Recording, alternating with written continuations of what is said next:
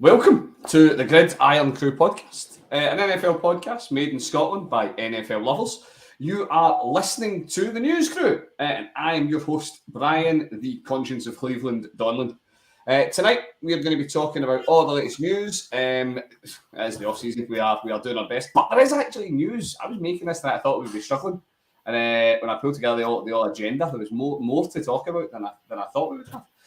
So we're going to talk through the news. We're going to talk about NFL and the TV, a whole bunch of other bits and bobs. Then, obviously, we are going to be going through your breaking news, a fun favourite now, Dan's third and top 10, and as always, our statistic of the week. Now, remember, folks, if you want to get involved, please give us a like, a subscribe, a follow on Twitter, Instagram, Twitch, YouTube, all the usual places. Love to hear from you, so please feel free to get us involved. Now, it's the biggest rivalry, apparently, in the NFL. We're going to talk about it later. But we are joined by potentially the Cru's biggest rivalry. As tonight we have got Stu and we've got Studs both on. So we are joined. I'm joined, as I say, by Stud's Stu. father. He's a very own transatlantic correspondent. Even though he thinks that the balls are striped and the field's too small, he's still willing to talk. He's still willing to talk NFL with us. And yeah, he's a resident Bengal. Stu, how are you doing this evening, mate? Well, it's afternoon for me, but yeah, I'm doing absolutely great. Apart from the fact I've had to take a late lunch, so that I could sit here in the car and talk to you guys because I had to go into the office today.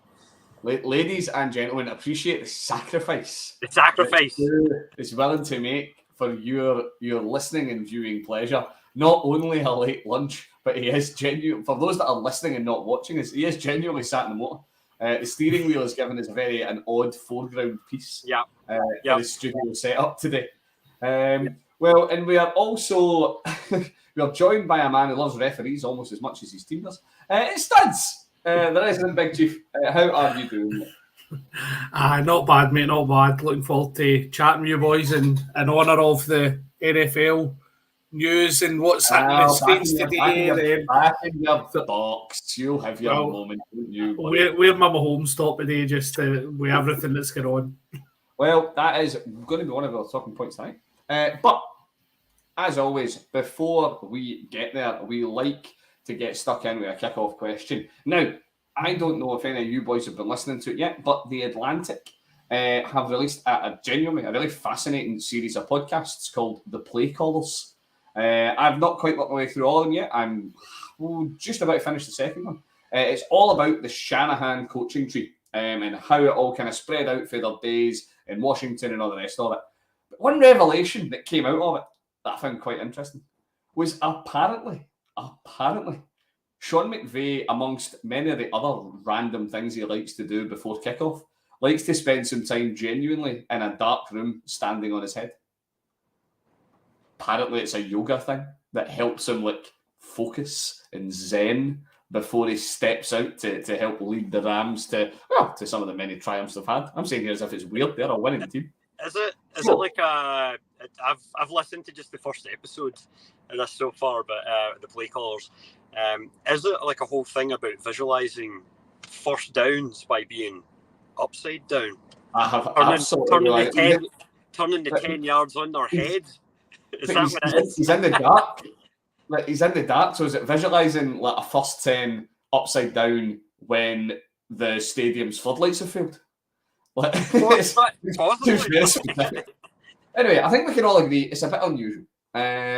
What's for him? But the question to kick us all off tonight, gentlemen, is what is your favourite odd pre-game ritual that we've heard of? You know, it's Sean McVay's, which is really odd. You go for some famous ones. You've got things like Liverpool touching the crest and stuff like that when they come out the tunnel. So, Stu, we'll start with yourself, mate. What is your? Can either just be a famous one, or it can be something that's weird and wacky. What is your top playoff or pre-game ritual? Ken, what? The first thing that's jumped into my head isn't even a pre-game thing. It was a mid-game event involving Paul Gascoigne. where at half time was this? I can't. Stud, you'll be able to correct me here if I get the teams wrong. At half time, I think he ran off the pitch. They went back through to the dressing room. Whenever he was going, where's Gaza? And Gaza had basically bombed it up to the club level at Ibrox and tanned a bottle of wine, and then headed back down to the dressing room because he was feeling a bit rough for the night before, and he figured, well, if I just get my, some more booze in my cell, I'm going to be playing better in the second half. And then sure enough, he did. Well, listen, everybody needs a wee self-writer every now and again, just to settle you, just to settle Here are the dog and all that. So as soon as you mentioned Paul Gascoigne, I was worried when you were taking that one, because that was one of the cleaner Paul Gascoigne stories, to be honest. A couple of other mid-game antics that maybe aren't as suitable for the pod. Right, okay, so there's a great mid-game antic, vanishing off up to the. He's a classy gent as well, not going to the bar next door, all the way up to the lounge, level. To the lounge with the VIPs. Straight off the owner's table. Okay, there you go. Studs, what about yourself? What is your favourite pre or mid? As Stu has now blown the doors on my question wide open. Event. What's your favourite? Mine's is right, folks. We're going to go back to playing. We're going to go back to playing Studs Technology Bingo, because this is my favourite pre-game ritual that we have here at the Crew. Is that we run a pool and we see how many times Studs' internet is going to die on him during any given pod. Back! Excellent. So, Studs, come back in, mate. The good news for you, sir, is that you didn't actually get started on your ritual. Yeah, so, you just said my favourite pre-game take it for the top, as they say in Hollywood, mate. Well, I don't know if you've seen recently the Champions League final referee before the game between Man City and Inter Milan. No, right, well, okay, I'm going to... Oh, no, here he is. Right, you're back. So, sorry, Champions League referee just before the final. What did he have? He was practising giving yellow cards in the mirror to make sure he was doing it right. It was absolutely superb, and it made me chuckle. So I can't really imagine getting into the amateur changing rooms practising a wee yellow card for the boys before every game. I think I'd get slaughtered. And if they walked into hand in the team lines and I'm standing in my mirror giving yellow cards. Mate, I think it's only right and just that referees do that for their training before every match. I'm kind of hoping that he was like, do you remember a few years ago there was the referee who was quite flamboyant, that was a big Italian referee, I think. He was something like that. I'm hoping it was like that. That's the big, huge motions to deliver these cards. I now feel that you need to give cards out like that the next Sunday. Listen, when I'm up in Overton at the weekend, if I do that, I will look at make it out of Overton alive. I will say, giving the guy props, he was probably just making sure that, okay, if I'm pulling this one, it's the yellow. And then just making sure that like the yellow and the red, he was always putting them back in the same spot, because there'd be nothing worse than just randomly pulling out the red card. But that's why you make sure you've got your red card in the back pocket and your yellow card in your top pockets. If you're going top, yellow. If you're going back, it's a red. Well, there you go. That's the way I do it. But again, every referee is different, I suppose. You your first, folks. Tips for the ref in the corner. For mine, I'm going to go with quite a famous one. I did always quite like the fact that Jordan always wore his North Carolina shorts under his Bull shorts. It was one of those lucky things. Like, you would also think surely that would make him just like really extra sweaty, but it's like it worked for him. So who am I to judge? The great Michael Jordan, two pairs of shorts. Right, okay. Thank you very much, gents. We're nice and warmed up now.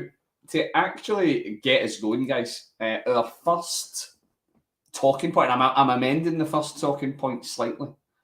I'm amending it ever so slightly. We'll get on to the main talking point in a minute, but tonight, or today, we have had Netflix's Quarterback there you go. Ladies and gentlemen, for the first time ever, Studs is not the person who's had a technical nightmare. It's solid. I'm not talking about this. He's like, we're not having it. I'm done. He's out. He doesn't want to talk Netflix. He's got a spiritual reservation against them. So we've got Netflix's quarterback season has started. Now, Studs, for yourself, you are obviously got the wee bit of the homer interest. You are beyond just your average NFL fan when it comes to this, because your boy, Mr. Mahomes, is starring in it. Now, do you know, see, just for are you that keen? Have you watched any of it yet? Have you managed any yet? Studs, that was non-rhetorical. Studs' technology's broken in him as well, folks. So I'm literally talking to just your fine selves while the crew reassembles around me. Stu's just about to rejoin us, and Studs will be back in a minute. But there he is. They're both back at the same time. So there you go, folks. Let it never be said that I couldn't start a fight in an empty room, because I did my very best to try there and I failed. So, Stu, while Studs corrects the internet in Hamilton, which I feel is going to become his lifelong mission, and I'm going to assume also that you are in the middle of the working day, so you won't have a chance to even start looking at Netflix quarterback series yet. But is it something you intend to watch, mate? Are you anxious to get your work day done and get up the road and binge a bit of quarterback? No, definitely. That's one of the... I'm looking forward to watching this show, kind of thing, mainly because I want to see how Kirk Cousins comes across more than anybody. We've already heard. I've not seen any of it yet. You know, I've got a wee baby in the house, so I don't get much time to look at these things. But we have heard that he does enjoy quoting relatively controversial British political figures. Yes. Which, it's not what I expected. Yeah, no, I didn't know where that was going to come from with him, but yeah, no, it's something like, obviously, you know, it was announced months ago, but it's been something I've kind of had to... Maggie Thatcher? No, not so much. Well, I wasn't going to mention Maggie Thatcher, just to stay away from the politics of it all, but no, as for the show itself, though, like, honestly, I think it should be kind of quite good, because, like, you know, you've got, like, Mahomes, who's top of the tree, Cousins, who's, you know, a fairly good quarterback. Who's he's a top franchise QB. Might screw up in prime time occasionally, as we all know. And then you've got Mariota, who's a guy that, like, yeah, he's been up there. He's a borderline starter. He's a bit more... I mean, I guess he's a journeyman, so you're kind of seeing it from, you know, different sides of... You've got one franchise that's, like, right at the top. Another team, Minnesota, who are trying to go over that hump and become good, but are sort of in flux at the same time. And then, you know, with Mariota, he was like, Atlanta last year? Yeah. As well. Yeah. So you're kind of watching a team that are definitely part of a rebuild kind of thing. But, you know, you've got a guy who is, you know, he's done his best his whole career. And I have a lot of respect for Mariota as well, because I think the guy's a stellar guy. So I'm definitely looking forward to watching it. So yeah. It's on the list for tonight. Pamela will be delighted. Honey, I'm home. Guess what we get to watch? Sports documentaries. Yeah. So listen, guys, if you're here for marriage advice, you listen, get well self to this great tonight. We'll get many years put between us. Right, Studs, I'm going to you can have your Homer bit in a minute. We've been waiting for this. But I'm going to give you a question on this show first. Do you think that, as far as the Vikings are concerned, is this a wee bit like going to be like Kirk Cousins' like memoir? Like, because it looks very possible that he's only got a year left in his deal. Yeah, a year left before they can get rid of him. And conventional wisdom would say, you know, what does he need to do this year to make this not a memoir and not have to move on and find a new home? For me, I think he probably needs to do more of the same. I mean, he's feeding Jefferson, he's getting the wide receivers involved. They've got rid of Cook. What really are the Minnesota Vikings' options, to be honest? They're not going to get the number one pick. They're not at that stage. So are they going to be high enough up the draft to get a decent quarterback? I don't think so, to be perfectly honest. Not with the receiving core that they've got. Do you know what I mean? And they just picked up the boy Addison as well, who by all accounts is a stud. So they've got a stellar receiving core. By all accounts, to protect Kirk Cousins, he gets the ball out, he gets these guys fed. I think they're going to be another mid-table team, and at that point, they need to look at who have they already got in the roster. Is it worth paying Cousins again? So, I mean, the guy's not a bad QB. No, he is not. I love it. I love a stat. I love going through all the stats. And you look at Kirk's stats, and if we ignore that he clearly has major issues with prime time, you put him on a Sunday at 12. He's ideal. Does the job. Right, okay, Studs. Me and Stu are going to sit here. We're going to rest patiently. Yeah. We're going to do it. You're wearing your jersey. You've got your fancy glassware out. I was going to say just before Studs starts, Right, it does the Homer thing just to kind of have a little bit more Vikings thing there. Like, I would say as well, like the one place they really struggled last year was on the defensive side of the ball as well. And supposedly, like, you know, their moves that they made through the draft and then over the summer is going to make them better. I'm not entirely sure though. Like, I'm always a little loath to say when you're bringing in defensive players that, you know, through the draft that's where you're going to get your big gains, because usually that's like a year 2, year 3 thing where you really see the biggest kind of benefit, unless, you know, you've drafted a Sauce Gardner in the top 4 or something like that. Like, you know, unless you went for a real game breaker guy like early on. But yeah, Minnesota, I think they've made some good moves, but I'm not entirely sure the veterans that they let go were the problem, if that makes sense. So we got Zadarius Smith out of them, which is going to be great for the Browns. Yeah, no, exactly. There you go. So that helps you guys out. But yeah, that's my thing with the Vikes is, like, offensively, yeah, they're fine. They've got Hawkinson as well. We didn't even mention him. There's another one, and he was an absolute weapon for them. Like, you know, heading down the stretch, and then, you know, he could have been big in the playoffs. And Jefferson, you know, for some reason that was the thing, was Cousins stopped in the playoffs, whether it was Cousins or whether it was the game plan. For some reason, the Vikings stopped doing what makes them successful. They just stopped trying to get the ball to Jefferson for most of that game, and it was. Wow. I remember looking back, watching, going, "What are you guys doing?" It's like, is there an Randy Moss here? To be answered in Minnesota, it seems. Right, Studs, I promise you a minute, and I can't even give you yet. What do you want? Tell me what is so. See, for this is actually what I'm genuinely curious, because you obviously consume a huge amount of Chiefs news, of events, everything that's coming out. You are a keen fan. What are you looking to get from this show that you don't already know? I think, based on the clips I've seen, I don't think I quite realised how much smack talk comes out of Pat Mahomes during the game. I don't know. I don't know if you boys have seen the one with Max Crosby, where he's trying to get him. The Chiefs are down 17-0, and this is one of the clips that's going to be in the show. And Chiefs 17 down, he steps by Matt Crosby, and it's the famous sideline quote where you see him at the side going, "I'm here, I'm here, I'm here." But before that, he's saying, "You can't catch me, motherfucker," or something like that to him. Yeah. So he's proper in Max Crosby's face, squaring up to him, and I'm like, right, that's a big dude to be getting in his face. Do you know what I mean? But for me, it's funny because Pat's not a quarterback that you associate with having a gob. You know what I mean? He's not. You know, you look at, I can get my weekly quota filled here. You look at Baker. He is a quarterback. You know, if you give Baker talking smack, ain't nobody going to be shocked or surprised at that. It's very much his MO. Pat always comes across as a slightly more reserved, do the talking with guy. Yeah. It doesn't come across as dangerous as Baker. Do you know what I mean? So he's. I think what you get for Pat, though, you get the kind of showmanship you see with the celebrations, and I think we've always seen that.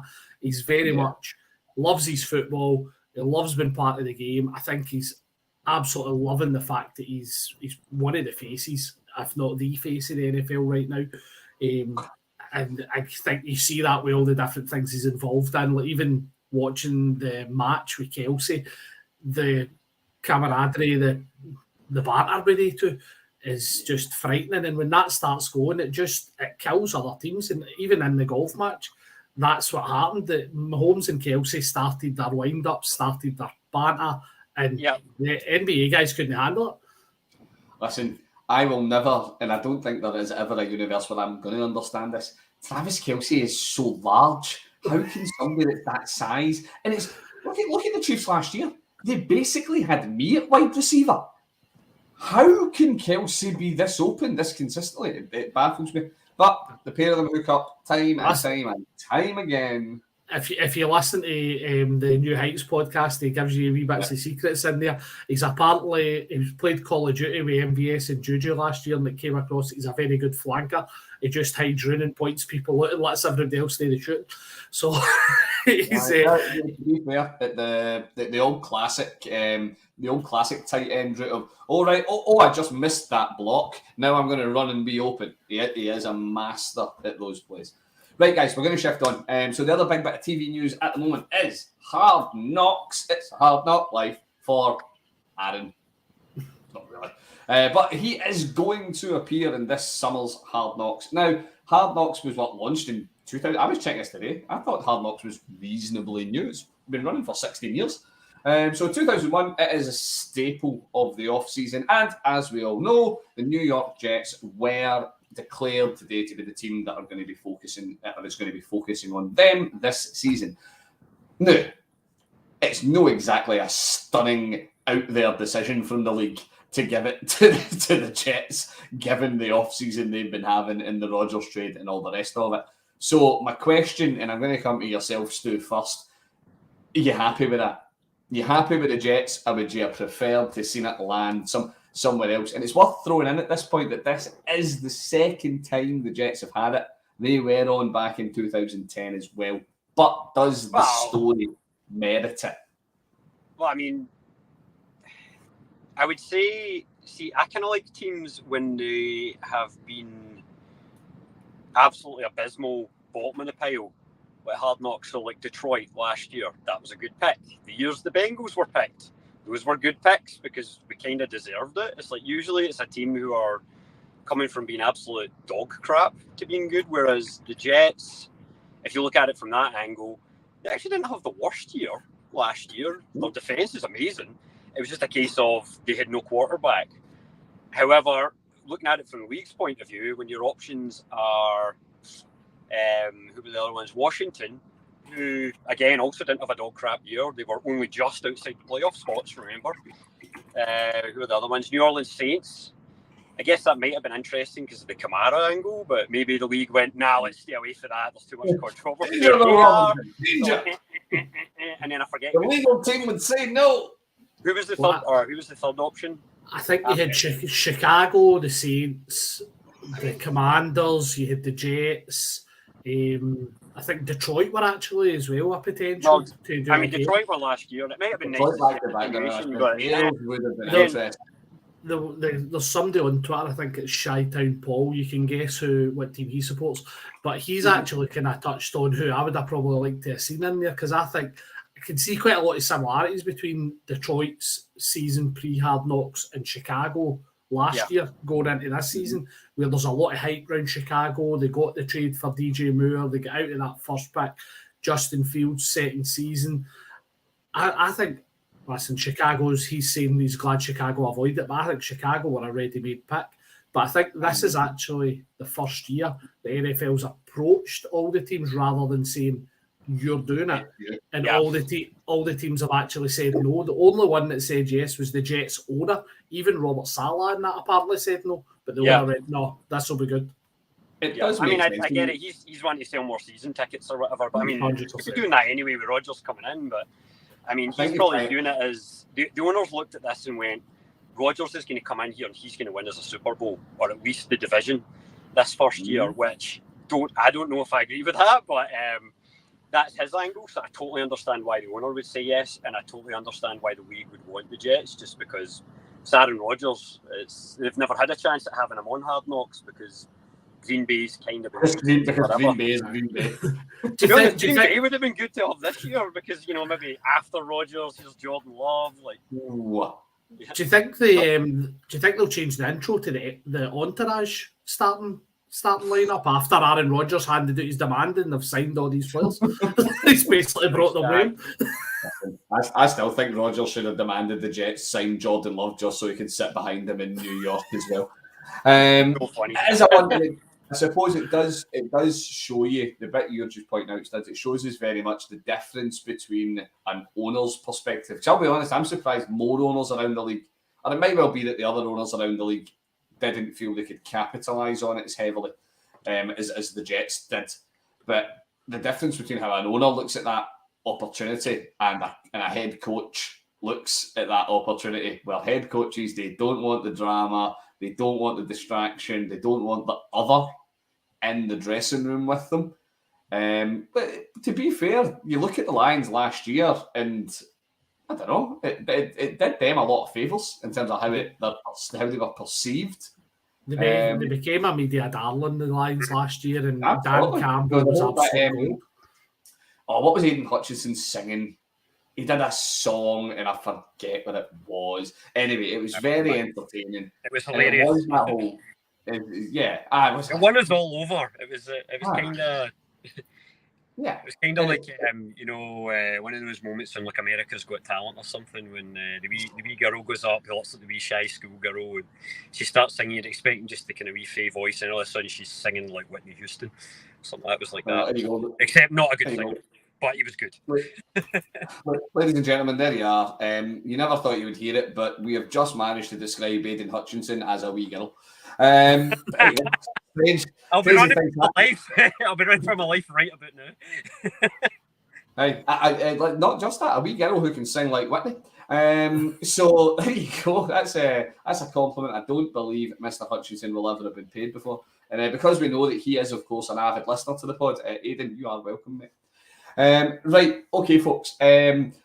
Moving on to our next segment, so our next story of the week. Now, the Panthers, and this is where I am going to absolutely butcher this poor chap's first name, so I am very sorry ahead of time. Yetter Cross Matos, who played last year, I did all right there, actually. Played last year on the D-line, played at defensive end for the Panthers, and they're going through flux, I think, is the fairest way to describe the Carolina Panthers this year. But one of the changes that's coming, there are a lot of changes in their defensive scheme, but one of the bits that he is moving from defensive end to outside linebacker. So, quote from him is, and I found it really interesting, was just particularly given how he maybe sees himself, is that he will now really be able to use his athleticism more, running more, covering. Outside linebackers consider themselves the alphas of the defense because they can do it all. So it's a big responsibility, but he is all about it. So that is a man who has made a pretty reasonable change in position, but really thinks that he's got it in him to do that and to succeed. So my question to you two gentlemen, which player, can be for your team, can be for another team, do you think could or should change the position that they play at and why? Studs, kick me off, mate. Who do you think? I'll go Tim Tebow. Oh no, wait, we tried that one. I should qualify. Cutting a player is not eligible. I am making you the water boy. Is not a position. Travis Kelce's too easy to go tight end to wide receiver, so we'll go. I'm going to go. I love seeing a thick six, right? I love seeing a big guy touchdown. And we did try it a couple of times on the offensive line. We put Kalen Saunders, now of the New Orleans Saints, actually. I was a big fan of Kalen Saunders on our D-line. I would have loved to have seen him going in at fullback, catching a couple of passes out the backfield. Seen clips of him doing it at Chiefs training camp. And the guy is just an absolute freak athlete for a 300+ pound guy. He is just an absolute freak athlete. So it would have been great to see him maybe in there at fullback, knocking some people out for, I don't know, Isaiah Pacheco. Not like he needs anybody in his road when he's running, but it's something like that. Yeah, it's an interesting one. Stu, what about yourself? Who would you move? Who would you swap about? I'm going to be kind of boring here and almost go the exact same route as Studs, because I was a fan of Bears legend, the refrigerator, William, and like he was a defensive lineman that he used. I don't know if you know about him, Brian, but like in the 80s, basically the Bears were slighted. And I think it was a regular season matchup at the end of one year where, was it the Kansas City Chiefs they were playing against? And they sent a defensive lineman to basically do the kneel down at the end of the game. And the Bears just went, no, we're not having this. So the next year they decided, screw this. We're going to make Perry a fullback. We're going to play him in both positions. And they made a point of that, then he scored, I think it was like 5 touchdowns in a year, including 1 reception touchdown. Yeah. As well. Well, But like, he even scored 2 touchdowns in the Super Bowl. What kind of thing as well? The guy was Really love that. It was called the fridge for a reason, Brian. You just need to imagine. It's like Jerome Bettis. It's like Jerome Bettis nicknamed the bus. There's an obvious reason for it. Like one of his touchdowns, one of the ones in the Super, I think it was the first one in the Super Bowl, where he went airborne. He jumped over the line. When I say airborne, I mean kind of like a foot off the ground, but like, you know, dives across the line. But yeah, I would go BJ Hill if we're doing a Bengal, and say put him in at fullback. And then second on to this, one of the things I've always thought that might be nice to do, because we always talk about, as much as I'm a kicker fan, I do think maybe we're approaching the stage where kicking's getting a bit ridiculous, because like guys are now starting to regularly make 55-yard plus field goals. So what if we were to say you can't have a dedicated kicker anymore? You have to be a multi-position guy. And like, what if, you know, we were to say like, okay, from now on, now the quarterbacks are taking kicks as well. And I'm going to put that as a question to you two. Who do we think the best quarterback, kicking a field goal would be in the league, and why? I'm going to go with Baker because he's got to be good at something. Okay, fair. Somebody with that much confidence has to have talent. Something, surely. Oh, man. Yeah. Mahomes is good average. So again, you can't really do that. He would probably be hitting them for 70 yards and still getting in. Jesus. Nice to have heroes. See, to be fair, I would see somebody like Anthony Richardson. See if you're talking like kickoffs, maybe not so much extra points in that, but if you get by that last line and Anthony Richardson is running at you, aye, let's face it, you're not want to take a hit for him. He's a big dude. A lot of human being to deal with. Again, that's not a fair question as well, because the Chiefs had Justin Reid hitting extra points for his last year when Butker went down. He scored one, missed one, I think, right now. But so we've already been in there. Stu, I'm just disappointed you didn't get Blair Walsh into the position change. I thought that's when you would have went. No, I did that. Right. I mean, Seabass at wide receiver.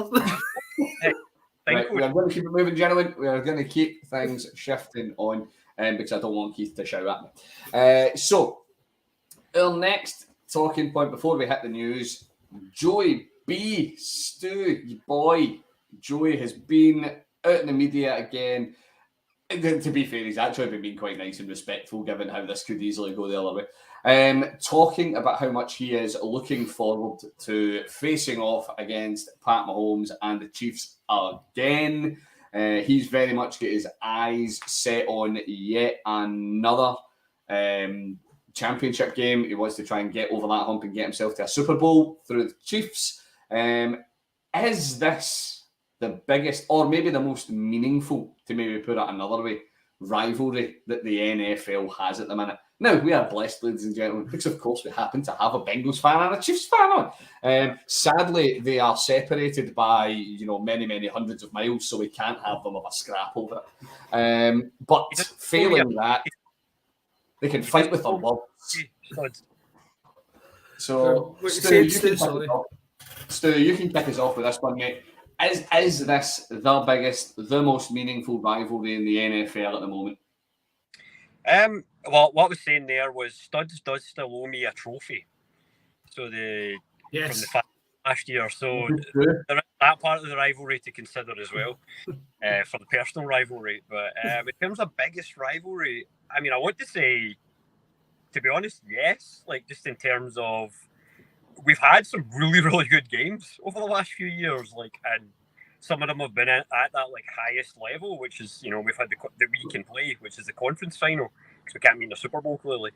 But yeah, no, I would say until proven otherwise, this is the biggest rivalry, and that's one of the reasons that when the scheduling this year, the NFL has put our game where they've put it, which is like right at the end of December, kind of in that key week, that they've obviously looked at it and said this is a game that could maybe decide number one seed overall, heading into the playoffs. So Yeah, I would agree. I mean, whether we want to get into the is Mahomes better than Burrow better than Mahomes argument, I kind of take the Burrow route. I don't think you do want to get into that argument, mate.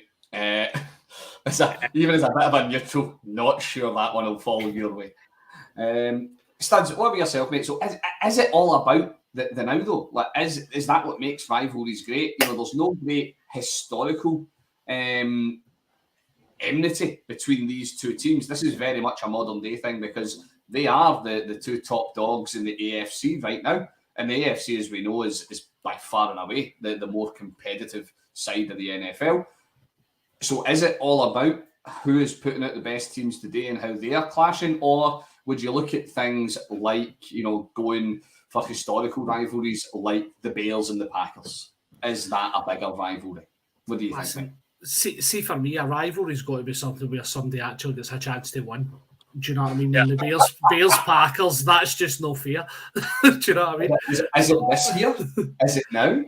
Well, let's see what happens. But for me, I'm with Stu. This is absolutely the biggest rivalry in the NFL right now.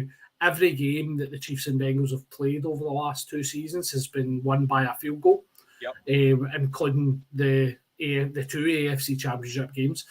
They're on in Hogmanay this year. So again, as Stu rightly mentioned, prime time. Josh Allen can't win a meaningful game really in January. So until he actually stops bottling it, then he can't really come into that conversation. And as Stu was saying, it doesn't know whether to get into the Burrow Mahomes argument. There's something that Mahomes has got that Burrow doesn't. We don't have any rings, so that's why I didn't want to go down that route. And I mean, Jamar Chase. Like, what I will say is, like, obviously Jamar Chase, he's a wide receiver, so he likes running his mouth, and I like the fact he likes running his mouth. If your wide receivers aren't doing that, they can't be wide receivers because it's in their DNA and their nature to be cocky little shits, essentially. But what I have liked is that for the most part, I know there's the odd outlier kind of folk online, but the fan bases are still kind of sticking. We seem to be staying on friendly terms, and we're just both like, this is good. We've got good quarterbacks. This is nice, kind of thing. Like, it's great to be successful, or relatively. You know what I mean? I think that's the thing between the fan bases as well. For the most part, it is all kind of friendly rivalry and things like that. And I think that's something you tend to get more in the NFL. It tends to be more friendly rivalry a lot of the time. Certainly, as you said, with the 2 quarterbacks and Burrow speaking very highly of Mahomes, and I've heard Mahomes speaking very highly of Burrow in the past as well. So I think the ones that I've kind of enjoyed is obviously the Mary Cincinnati Pipeman pre-championship game. But then it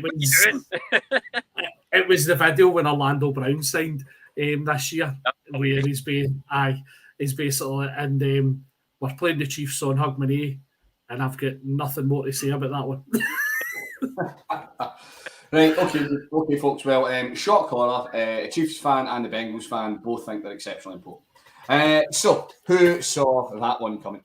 Right, now on to the breaking news of the week, folks. So, we've got a few stories that have been coming out. One of the big ones broke just over the last day or so. Alvin Kamara pleads no contest to a misdemeanor breach of the peace charge.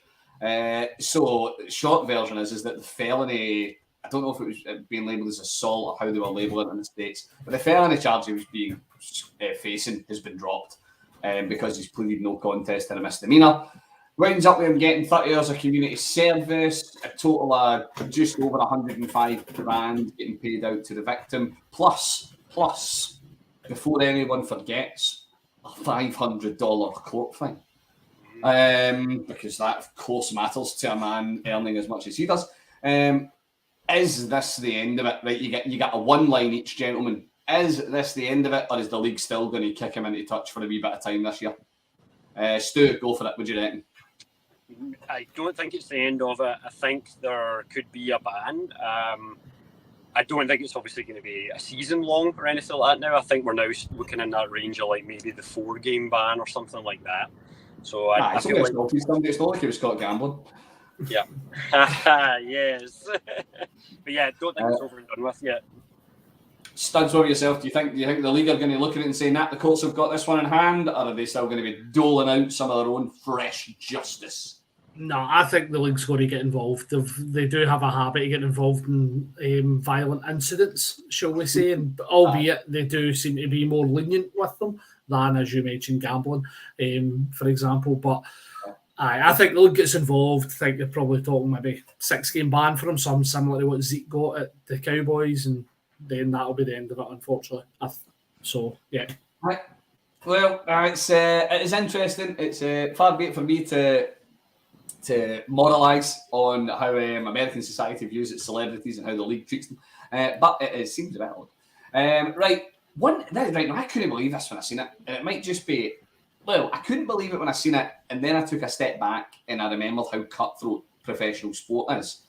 There are reports coming out of Boston that Bill Belichick could be on the coaching hot seat this season. Now, there was a lot of chat when Tom Brady left the Pats that it didn't matter.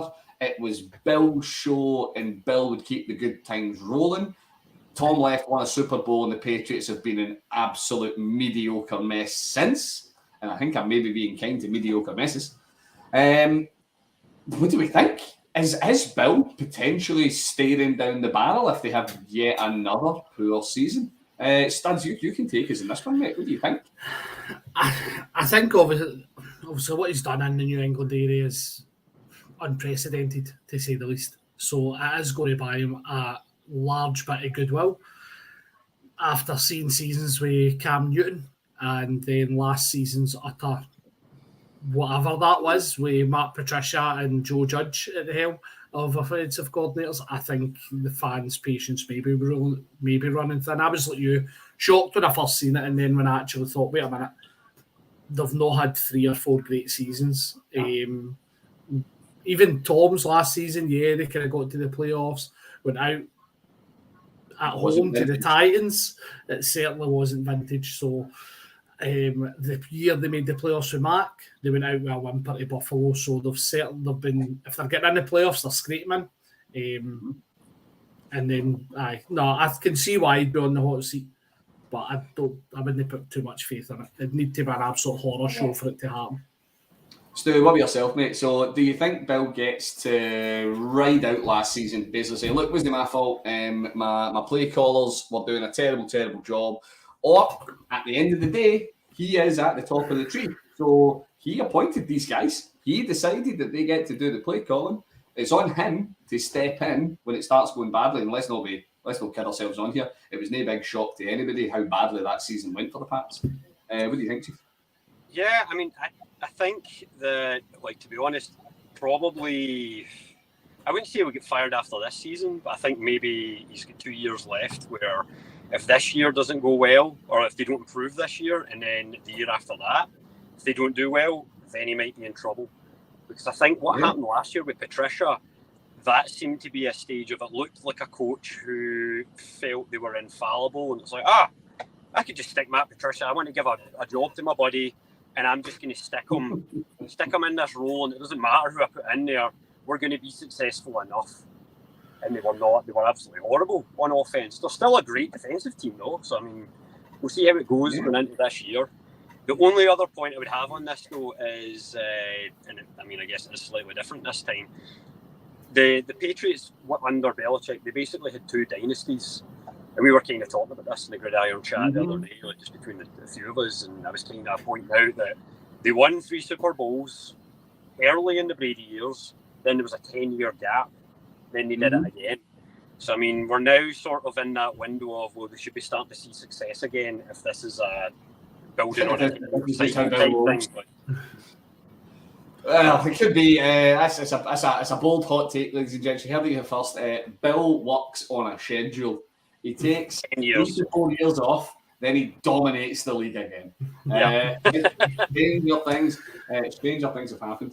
Right, now this one, gent, I'm going to bat over quite briefly, and I'm sure you'll forgive me. The supplementary draft was a complete monumental waste of time. So, for anybody that's not aware, we had the NFL supplementary draft happened over the last day or so. It's the first time we've had one since 2019. There's no borrowed since. There was a whopping, not one, but 2 players available in this draft. They were wide receivers, Malachi Widerman, which, come on, as a wide receiver, having the surname Widerman. Yeah, nice. I don't know why no one took him. I don't know, no idea. And Milton Wright, who came out of Jackson State and Purdue, respectively. They were both available. If you wanted either of them, it would have cost you a pick or a corresponding pick in 2024. And the league said no. The question to you both, gentlemen, and I want one-word answers so we can move on to something that's actually more interesting news. Is the supplementary draft a complete waste of time? Yes. Yes, it is. Aye, I concur. Hey, good, dealt with. NFL, that will be a $10,000 consultation fee payable to each of us. We shall send you addresses for the checks. Right, now, Stu's inadvertently set this one up earlier. We have a wee example of naughty and nice and all things in between from different position groups over the last couple of days. On the naughty step, we have got studs, Kadarius Toney, who has been firing out. Now, I don't know if you had a chance to listen to the voice notes that he sent out on Twitter. Now, his voice notes have basically been leaked. This isn't something he's published himself. He did DM these to some guy on Twitter. I have no idea who the guy is, who is obviously affiliated with the Giants. I don't know if he's a fan or if he's media or what have you. But he put a bit out saying, basically, you missed Daniel Jones. And Kadarius Toney, to say he bit, doesn't half cover it. These messages were expletive-ridden. The language was choice. The short version was he feels that he does not miss Daniel Jones and that he will be fine. He chose to deliver that in a slightly more expletive manner. Now, we take that from a wide receiver and we compare that to Mr. Ice. Lamar out there in the Florida sunshine, quite literally delivering ice cream to children. So, my point to you both, gentlemen, is Kadarius Toney basically a bit of a head case and the coaching staff maybe need to have a word? Or is it like Stu said earlier, he's a wide receiver. Wide receivers are like this. That's the mojo, and you just can't question it. I would chuck in at this point. He's a wide receiver with Keyhole production today. But that's not the point right now. Well, so you take it. You made the point earlier. There's only got a pass here. He produced in like the 4 games that he played per year. I don't know if you can say he has no production. Yes. Yeah, I agree with that. I would agree with Kadarius Toney that he's probably not missing dimes all that much, seeing as he now plays with. Kind of think it's been a bit of a change in scenery for him there. Although I do think the Giants are going to be decent. Listen, if somebody was saying to me, I miss Daniel Jones over Pat Mahomes, then I would be having an expletive voice message to them as well. I would probably be laughing at them as well, to be honest. I'm walking away with a Super Bowl ring. Oh, but you miss Daniel Jones. Unless he's buying me Ferraris and hussies. One of the strangest things about it was, as I sat and I listened to the messages, they are really, really defensive. Like, I would have got it, see if studs, as you say, if he's like no disrespect to Jones or all the rest of it, but he's no Pat. See if he was coming for that angle, I'd maybe I got it. I'd maybe I understood. And he chucks in a couple of wee naughty words here and there to make his point. But he sounded really defensive. Like, it's like really, really defensive. But he misses me. I think he maybe fancies Danny Dimes. Which, like, to be fair, handsome man. We need to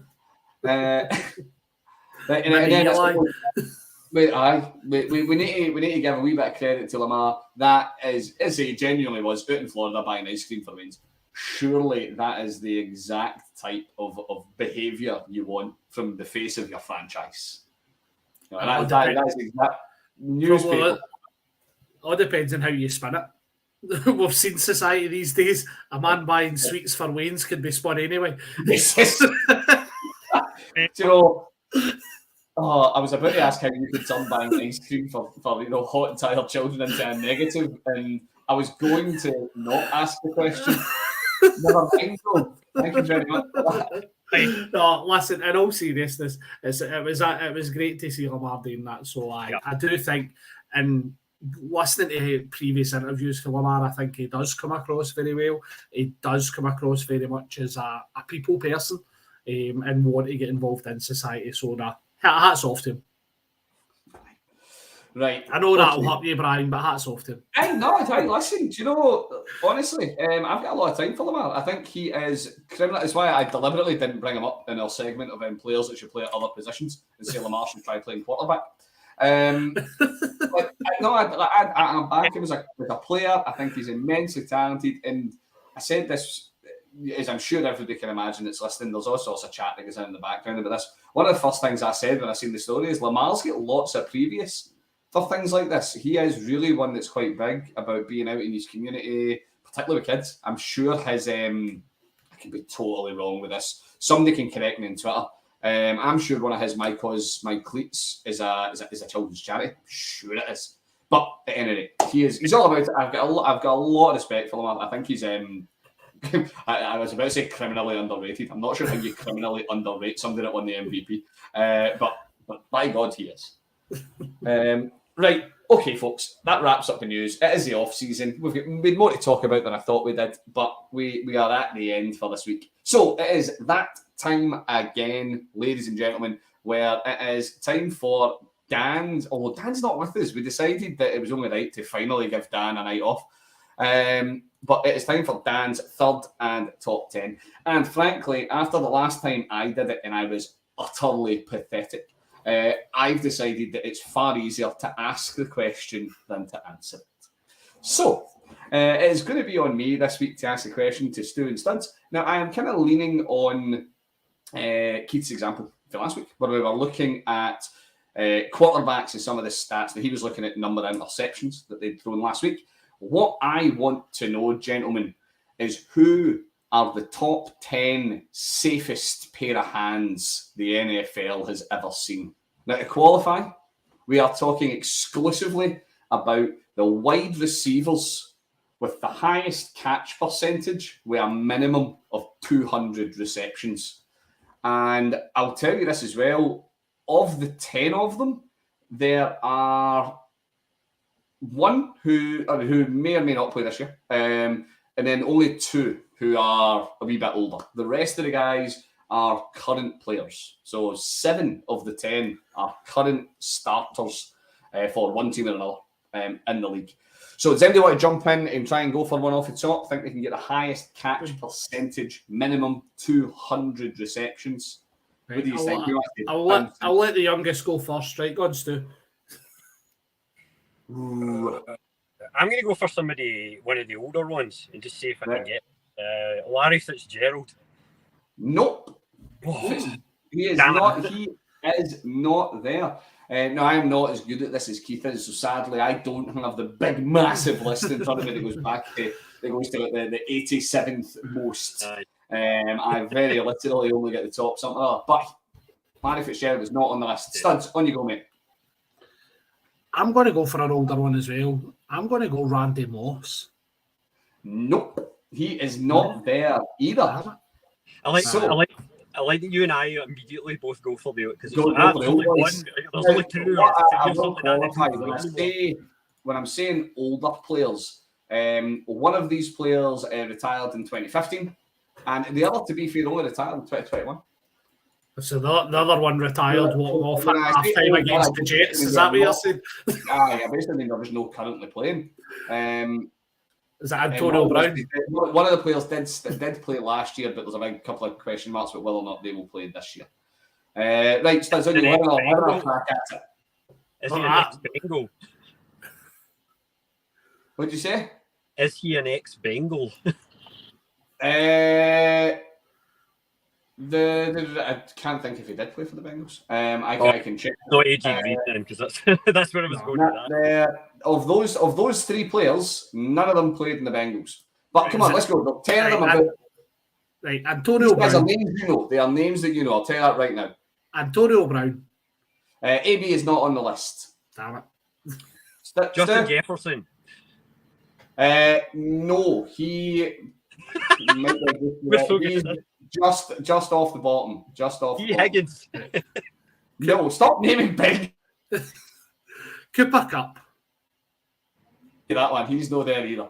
Yeah, Hopkins. Right, I'll give you a couple of clues. Right, so for the top three, top three Adams. top three players, famously played for or play for New Orleans Saints. Famously, Michael Thomas, number one, 77.5% reception. Over 3 yards. Everyone under 3 yards. Got them all, didn't he? Right, next one. Famously plays for the Raiders. Oh, Devontae Adams. Nope. Hunter Renfro. Now,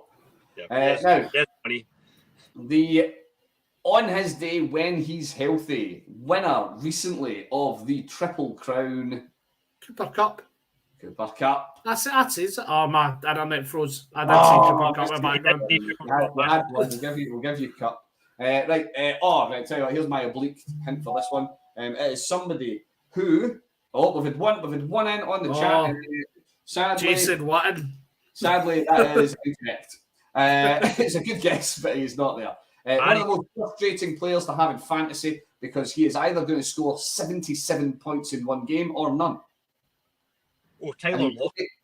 Sorry? Tyler Lockett. That would be Tyler Lockett. Well done, gentlemen. Is Megatron one day any chance? Not in the top 10. No. We'll rattle through the rest of these really quickly. One man who is obviously going to set career highs in catches, yards, touchdowns this year because he has got the league leading quarterback now at his disposal. Amari Cooper. No, that is not a league leading quarterback, and I will not. Jamar Chase. This would be Chris Godwin. Chris Godwin. There we are. See the 10-year link. There you are. 10 years. We will go with we'll rattle through the last couple quickly. So there's 5 others. One currently with that team, famously played on the Bills recently, and before that had a big stint in Dallas.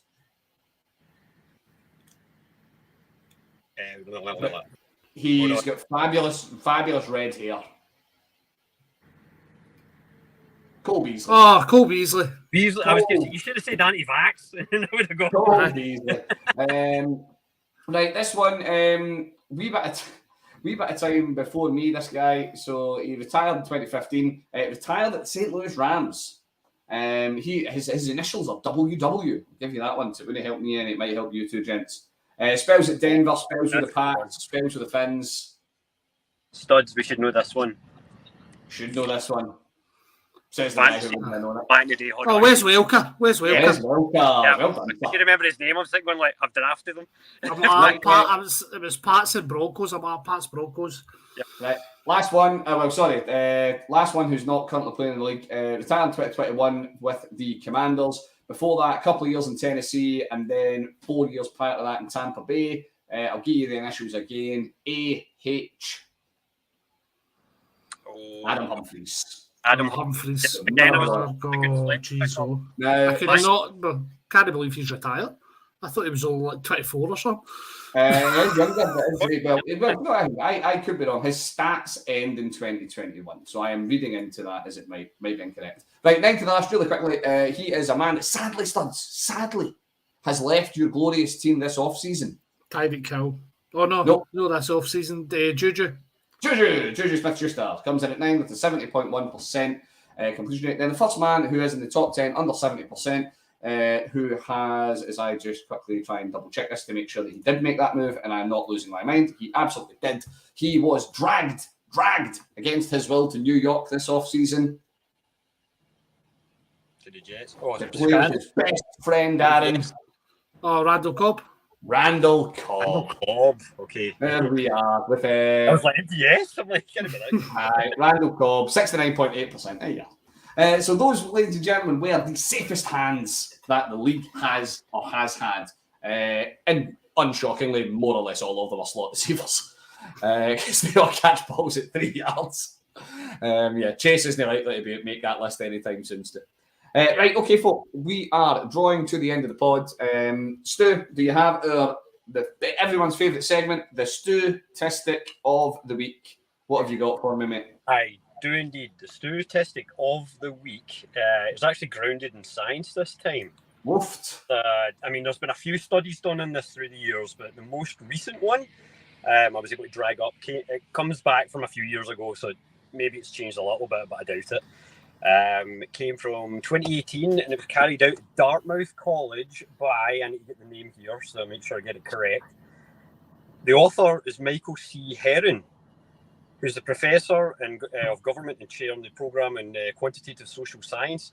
But he's also formerly of the San Francisco 49ers as a quarterback back in the day.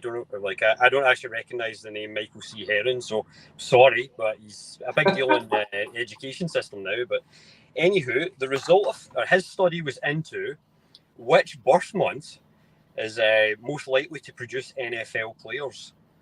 And he just gathered stats like all the way back to the beginning of the NFL. And I'll give you a clue. There's actually 3 months. It's not really one, but there's 3 months spread across. 2 that are really close together, and then 1 that's way apart, and I'll explain why. Studs, you might take a guess at what the most common, or just try and get one of the most common ones. I'll go for February. February is indeed one of the most common months. So there's 1 month next to it. I'm sure I've seen this before, and it's all to do with if you're born in this month, it means you're going to be like the biggest in school. It means you're going to be old when you start school. Yeah. So you're going to be the biggest in your class. So you're going to get preferential treatment and like PE and stuff. Right. Okay. So I know it's no. Well, I really hope it's no January because that would mean it was like me, and that definitely didn't happen. So do you know what? I'm going to go the other way slightly. March. You're incorrect. It was actually January, but that's just because the school year works differently in North America compared to how they do it with kids. Because like for us, I was a March kid, so I was like one of the oldest in my class because like the cutoff was round about the end of February. In the States and Canada, it's usually January is the first month. So now, Stu, what you're telling me here is that if I was born in America, I would have been a top athlete. You could have been in the NFL, Brian. Would been. There we are. I would have had less chance because I was born in March. The other month, though, oddly, is September. But that's also to do with if you look at the players that make it from the September year, they all went to, not all, but there was a disproportionate amount of the players born in September who went to schools that had cut-offs that started at the end of August instead of the calendar year. So they did it by school year because school usually starts in September here. So again, same kind of thing. It's like, okay, are you 5 in September? So you would start school at that point. So funnily enough, if you're older in your school year, you're generally likely to be more athletic, which I'm not, but smarter. So you're more likely to end up in the university system, all that, everything too. So it seems to kind of actually follow. There is some truth in that. But for the NFL especially, if you're born in January and February in the States and Canada, you're more likely to make it to the NFL. There you go, ladies and gents. There's an statistic of the week. Actual science from an actual study. And actual science that we could. I kind of feel that we need to put the references in the description below the pod this week. We should. We need to reference our findings. Right. Okay, folks. With that is going to wind us up this week. So a big thanks to everybody for listening in. Remember, you can follow us on Twitter at @GridIronCrew, grid_iron_crew on Insta, on YouTube, just stick Gridiron Crew in. We are available on Spotify, Apple Podcasts, and wherever else you get podcasts from. Ladies and gents, we are dangerously close to 50 days till the NFL kicks off. Until we get there, remember, the crew will get you through the rest of the off-season. And until then, from me, from Studs, from Stu, have a lovely evening, folks.